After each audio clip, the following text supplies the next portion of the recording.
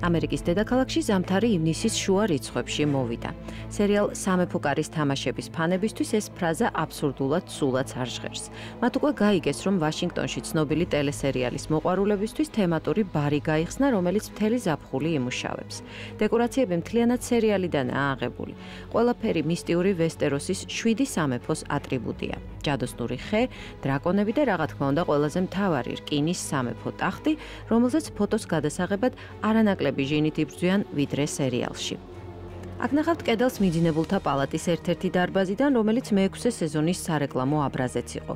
თუმცა არა ფილმის გმირების, არამედ ბარის თანამშრომლების ნიღბებით. მიძინებულებს შორის ნებისმიერ სტუმარსაც შეუძლია აღმოჩნდეს და ფოტო გადაიღოს. ყველა დეკორაცია თვითონ დავამზადეთ. ჭერზე ასული ხე იქნება ეს თუ სახეები კედელზე. ყველაფერი ხელნაკეთი, ამას მაღაზიაში ვერ წახვალ და ვერ შეიძენ. ამ პროექტში უზარმაზარი შრომა და სიყვარულია ჩადებული. დერეკ ბრაუნმა, ბარის მფლობელმა და პროექტის ავტორმა მენიუზეც თავად იზრუნა. მეგობარ ბარმენებთან ერთად კოქტეილებზე ის რამდენიმე თვის მანძილზე მუშაობდა.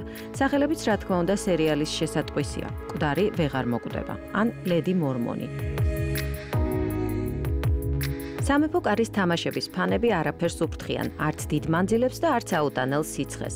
ზოგმა ბარის ოფიციალურ გახსნაზე დასასწრებად მანქანით 8 საათზე მეტხანს იმგზავრა.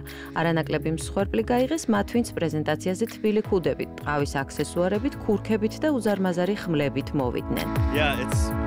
აბა ჩემს ქურქი 100 წლისაა. დღეს მისი ჩასმის კარგი მიზეზი მაქვს. მე ჩრდილოეთს წარმოვადგენ, სტარკების ოჯახიდან ვარ. ჯონ სნოუს კოსტიუმის შევუკვეთე, მაგრამ ჯერ არ ჩამოსულა.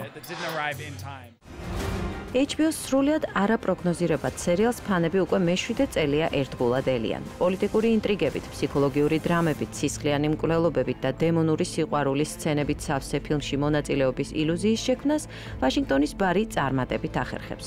ოღონდ კვირაობით სერიალის დღეს ის დაკეტილი იქნება. მილიონობით მაყურებელი სამეფო კარის თამაშების ყურებას მშვიდ გარემოში ამჯობინებს, რომ არც ერთი ფრაზა, არც ერთი სიტყვაც კი არ გამორჩეს.